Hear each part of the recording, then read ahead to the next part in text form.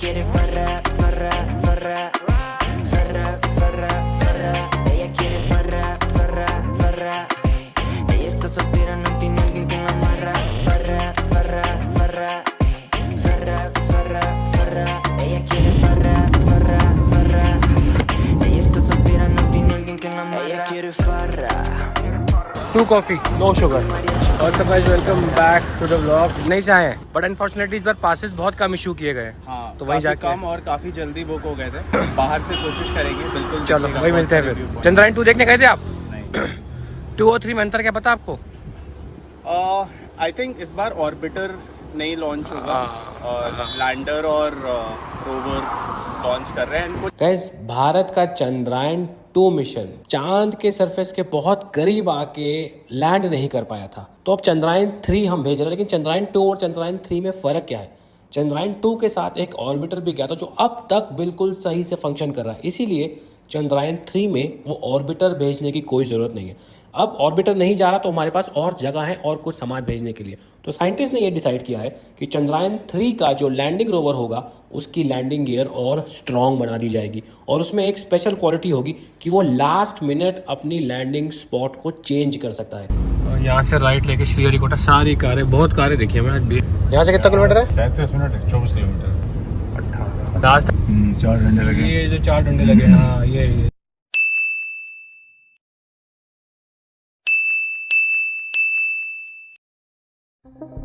College की बस भी आई है, लोयला कॉलेज। इस बार फैमिली आई है बाबा, पूरी फैमिली बच्चे। रेड दिखा बाप रे, बस भर भर के बच्चे आए देखने में। इतनी भीड़ है और लास्ट टाइम 2019 में बिल्कुल भीड़ नहीं थी। इस साल इतनी भीड़ है पूछो नहीं। मुझे लगता है सबसे अगर 100 150 रुपए की टिकट भी देंगे ना पापा, बजट निकल आएगा हमारा। है ना, going for launch, rocket launch. Ticket है? टिकट मिला? No ticket. पापा टाइम कितना हो गया? भीड़ बहुत ही ज्यादा थी और रास्ते में पूरा जो 2 बड़े बड़े इंजन लगे हैं वो है सॉलिड फ्यूल इंजन और बीच में जो देख रहे हैं लिक्विड स्टेज। तो स्टार्ट में शुरू के 2 मिनट के लिए लिक्विड स्टेज और सॉलिड स्टेज साथ में बर्न होती है, क्योंकि इस समय रॉकेट आपका हैवीएस्ट होता है। 640 टन का रॉकेट होता है जब वो जस्ट लिफ्ट ऑफ करता है, और इतने भारी रॉकेट को उठाने के लिए बहुत ही ह्यूज अमाउंट ऑफ पावर चाहिए होती है। किसी भी रॉकेट को स्पेस में ले जाने के लिए आपको मिनिमम स्पीड जो अचीव करनी होती है वो होती है 28,000 किलोमीटर पर आवर, यानी कि 11.2 से 11.5 किलोमीटर पर सेकेंड के बीच में। ये इतना फास्ट होता है कि दिल्ली से चेन्नई अगर आपकी फ्लाइट 2.5 घंटे में आपको बचा रही है तो ये रॉकेट आपको सिर्फ और सिर्फ 3.5 मिनट में पहुंचा देगा। उसके बाद आप जाते हैं क्रायोजेनिक स्टेज पे। सबसे ऊपर जो आप देखते हैं वो होता है पेलोड। अरे उसकी गाड़ी फंस गई। ये 1 सेकंड में 2 टन बन रहा था। बहुत देर तक दिखाई पा रही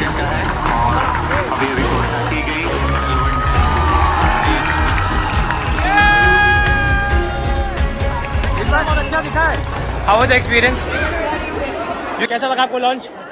ये अपना रोवर है, लैंडिंग है ना, ये बस सॉफ्ट लैंडिंग करेगा। तो इसका मिशन है 14 अर्थ डेज का, लेकिन मून का वो 1 डे होगा। ये आप यही काम करते हैं? तो मेरा क्वेश्चन है, चांद रात को निकलता है तो रॉकेट भी रात को लॉन्च करना चाहिए ना, जल्दी पहुंचेगा। नहीं सर, ये ऑर्बिटल वो प्लेस के ऊपर होता है, उनको जिस ऑर्बिट में एंट्री करना है हाँ, उसके हिसाब से और आप में से बहुत लोगों को ऐसा लगता होगा कि रॉकेट धरती से टेक ऑफ करेगा और एक स्ट्रेट लाइन फॉलो करते हुए चांद पे चला जाएगा, क्योंकि स्ट्रेट लाइन होती है एक शॉर्टेज डिस्टेंस, है ना।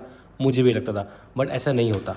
चंद्रयान 2 आपको याद होगा जब लॉन्च हुआ था 22 जुलाई 2019 को एक ब्लॉग बनाया था और चांद पे उसकी लैंडिंग डेट थी 2 सितंबर 2019, यानी 42 दिन लग गए उसको धरती से चांद पे पहुंचने के लिए।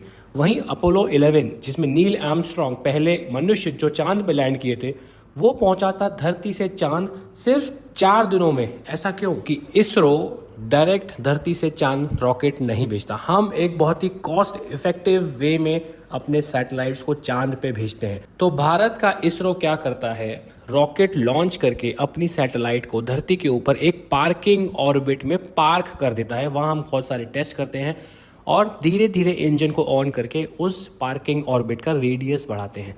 ये पार्किंग ऑर्बिट एक इलिप्टिकल ऑर्बिट होता है जो धरती के एक कोने से तो पास से गुजरता है लेकिन दूसरे कोने से बहुत दूर से गुजरता है। धरती के गुरुत्वाकर्षण को इस्तेमाल करके हम इसकी स्पीड बढ़ाते हैं। इसका इलिप्टिकल ऑर्बिट इतना बड़ा हो जाता है और ये धरती से एकदम दूर पहुंच जाता है, तब फाइनल टाइम इसके इंजन को ऑन करके हम इसको चांद के गुरुत्वाकर्षण के पास पहुंचाते हैं ताकि वो चांद का एक इलिप्टिकल ऑर्बिट पहुंच जाए, और फिर उसी इंजन को रिवर्स डायरेक्शन में फायर करके हम उस इलिप्टिकल ऑर्बिट को छोटा करते रहते हैं और एक फाइनल टाइम उसको ऑन करते हैं ताकि वो चांद पे लैंड कर सके। तो हमारा जो रॉकेट है धरती के चक्कर लगाता है 29 डेज तक, उसके बाद वो चांद के चक्कर लगाता है, फिर चांद पे उतरता है। इसीलिए चंद्रयान 2 को 42 डेज का समय लग गया था। पापा कह रहे हैं भैया ये छूट गया, जाएगा कैसे चंद्रयान? क्या डिफरेंस लगा 2019 में और